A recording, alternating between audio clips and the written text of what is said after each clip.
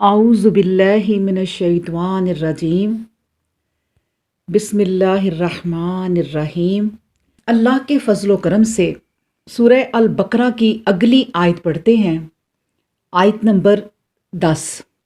فی قلوبہم مرض فزادہم اللہ مرضا ولہم عذاب علیم بما کانوا یکذبون۔ فی قلوبہم، ان کے دلوں میں، مرض مرض ہے، بیماری ہے، فزادہم تو زیادہ کر دیا انہیں، اللہ نے، مرضاً بیماری میں، ولاہم اور ان کے لیے، عذاب عذاب ہے، علیم المناک دردناک، بما اس وجہ سے کہ وہ کانو تھے، یکذبون جھوٹ بولتے، اس وجہ سے کہ وہ جھوٹ بولتے تھے۔ تو اس کا ترجمہ یہ ہوگا کہ ان کے دلوں میں روگ ہے، بس اللہ نے انہیں اور زیادہ روگی کر دیا، اللہ نے انہیں اور زیادہ روگی کر دیا ہے، اور ان کے لیے دردناک عذاب لازم ہے، اس لیے کہ جھوٹے ہیں۔ اللہ اکبر۔ تو بات کیا ہو رہی ہے؟ منافقت کی۔ اب دیکھیں، مرض اور بیماری کو کون نہیں جانتا، لیکن یہ دل کا روگ ظاہری امراض سے کہیں زیادہ بڑھ کر ہے۔ مثل مشہور ہے کہ تلواروں کے گھاؤ بھر جاتے ہیں، لیکن زبان کے زخم ہمیشہ تازہ رہتے ہیں، کبھی نہیں بھرتے۔ بالکل اسی طرح ظاہری امراض بھی اگرچہ پریشان کن ہوتے ہیں، تاہم ان کا علاج ممکن ہے، لیکن دل کے امراض کا علاج سوائے اللہ کے ممکن ہی نہیں ہے۔ یہ صحیح ہے کہ مرض اور بیماری اس کیفیت کو کہتے ہیں جس سے انسان اپنے اعتدال مناسب سے نکل جائے اور اس کے افعال میں خلل پیدا ہو جائے، خرابی پیدا ہو جائے، جس کا آخری نتیجہ کیا ہوتا ہے؟ ہلاکت اور موت۔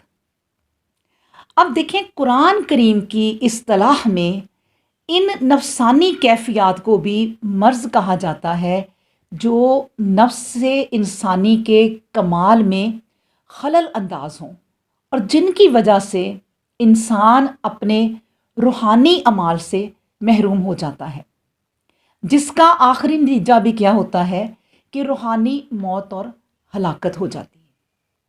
اللہ اکبر۔ اب دیکھیں، یہاں پر جو منافقین کی بات ہو رہی ہے کہ ان کے دلوں میں بیماری ہے اور اللہ تعالیٰ ان کے روگ کو اور بڑھا دیتا ہے، لیکن میں آپ کو یہ بھی بتا دوں کہ آپ صلی اللہ علیہ وآلہ وسلم فرماتے ہیں کہ منافقین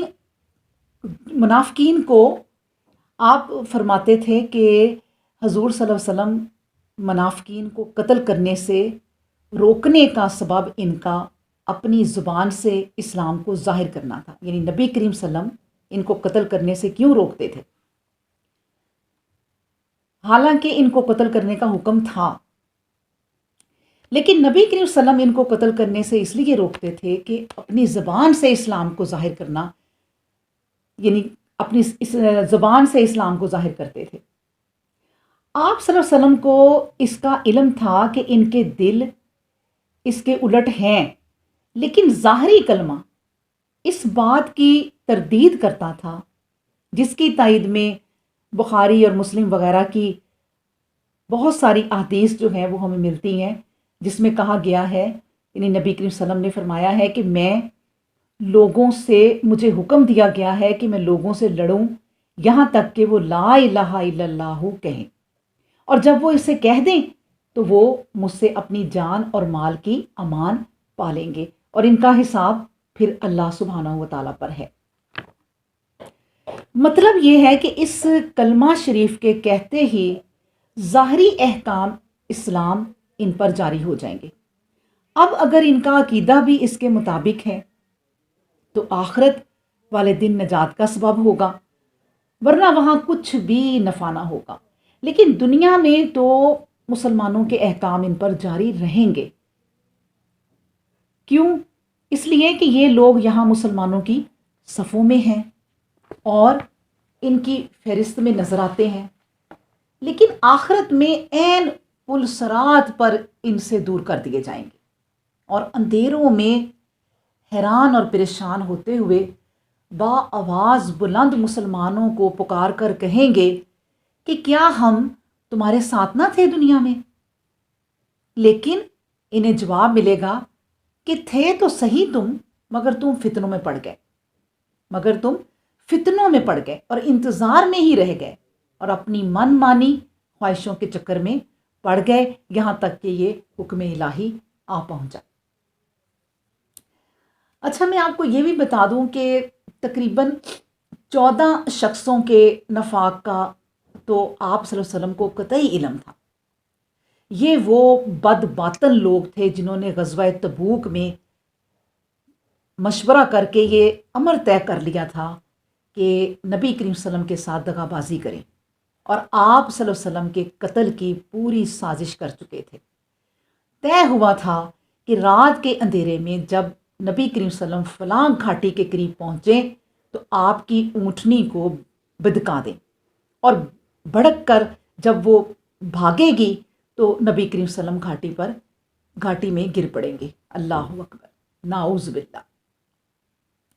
اللہ تعالیٰ نے اپنے نبی صلی اللہ علیہ وسلم کی طرف اسی وقت وحی بھیج کر ان کی اس ناپاک سازش کا علم عطا کر دیا۔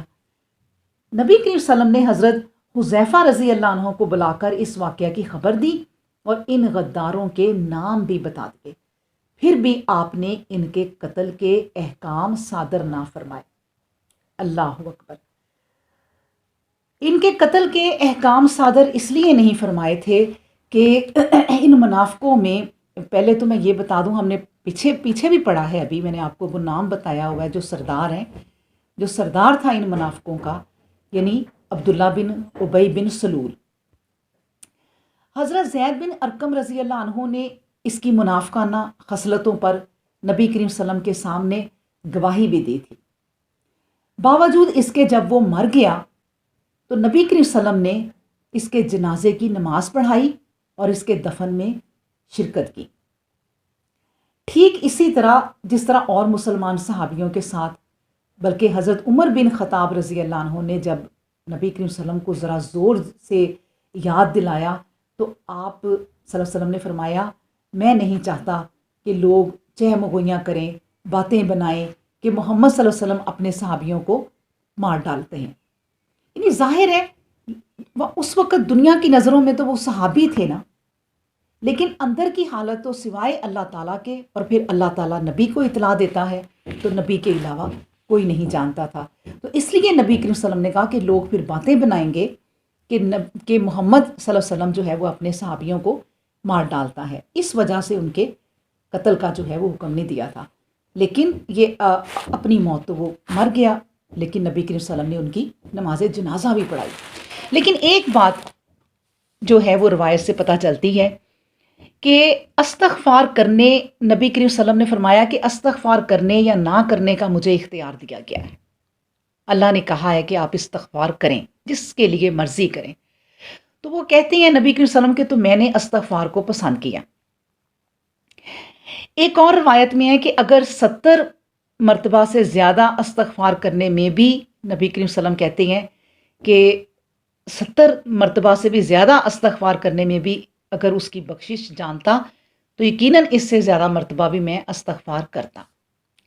مطلب یہ ہے کہ اللہ تعالیٰ نے انہیں استغفار کرنے کا جو ہے وہ اختیار دیا ہے، لیکن اللہ قبول کرے یا نہ کرے یہ اس کی مرضی ہے۔ اللہ اکبر۔ اچھا، یہ بھی میں آپ کو تھوڑا سا اور اس بارے میں بات ہو جائے کہ جو ہے اللہ تعالیٰ نے جو اس آیت میں یہ بھی کہا ہے کہ یہ وَلَهُمْ عَذَابٌ علیم، بلکہ اس سے پہلے ہے فَزَادَهُمُ اللَّهُ مَرَضًا، ان کی بیماری کو اللہ اور بڑھا دیتا ہے، اور ان کے لیے کیا ہے وَلَهُمْ عَذَابٌ علیم، دردناک عذاب ہے۔ اور عذاب کیوں ہے؟ بِمَا كَانُوا يَكْذِبُونَ، اس لیے کہ وہ جھوٹے ہیں۔ مطلب واضح ہے کہ انہوں نے اپنے مومن ہونے کا جھوٹا دعویٰ کیا تھا، جس کے سبب قانون الہی کے عین مطابق ان کو دردناک عذاب دیا جائے گا۔ عذاب کی یہ صورت وہ ہے جو مطلق کفر کے بدلہ میں عذاب دیے جانے سے بھی زیادہ سخت ہے، یعنی کفر کے مقابلے میں بھی زیادہ سخت ہے منافق کی سزا۔ ہم پیچھے بھی پڑھائیں گے، پچھلے جو ہم نے پچھلی آیات پڑھی ہیں کہ مطلق کفر کے بدلہ میں عذاب عظیم تھا، جو کفر کرتے تھے ان کے لیے کیا تھا؟ عذاب عظیم ہم نے پڑھا تھا۔ منافقت کے بدلہ میں عذاب علیم ہے، یعنی علیم، وَلَهُمْ عَذَابٌ علیم۔ ارشاد فرمایا یعنی دکھ دینے والا، جس میں تکلیف اور اذیت کا پہلو اس سے بھی زیادہ نمایاں ہے۔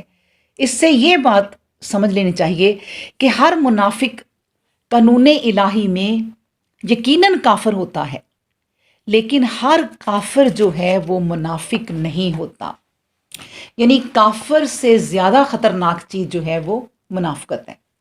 اللہ اکبر، یعنی منافقت کفر سے ایک درجہ بڑھ کر ہے، اس وجہ سے اس کا عذاب بھی کفر سے زیادہ ہے۔ اور عذاب بھی کیا کہ اللہ تعالیٰ ان کی بیماری کو اور بڑھا دیتا ہے تاکہ ان کو اور عذاب ہو۔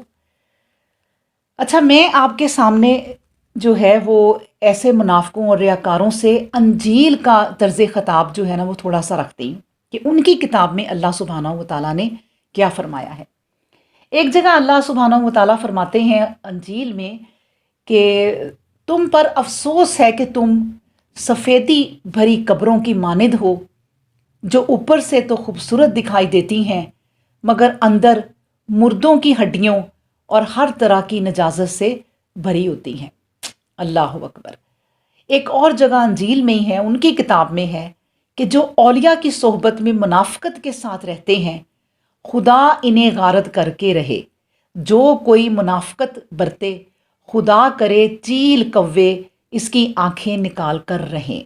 اللہ اکبر، یہ ان کی کتاب میں ہے۔ ایک اور میں پڑھ دیتی ہوں انجیل کی آیت کا ترجمہ کہ اللہ فرماتا ہے کہ جو کوئی منافقت برتتا ہے وہ غضب خداوندی دنیا پر لاتا ہے۔ اللہ اکبر، جو کوئی منافقت برتتا ہے وہ غضب خداوندی دنیا پر لاتا ہے، اس کی دعائیں قبول نہیں ہوتی، اور بچے جو ابھی رحم مادر میں ہوتے ہیں وہ تک اس پر لعنت کرتے ہیں اور اس کی جگہ جہنم میں ہوتی ہے۔ اللہ اکبر۔ اللہ تعالی ہمیں، ہم سب بہنوں کو اور تمام مسلمانوں کو جو ہے وہ منافق ہونے سے بچائے، اندر باہر کو ایک جیسا کر دے، شفاف کر دے، اور جو بھی غلطیاں ہیں اللہ سبحانہ و تعالی معاف فرما دے۔ آمین۔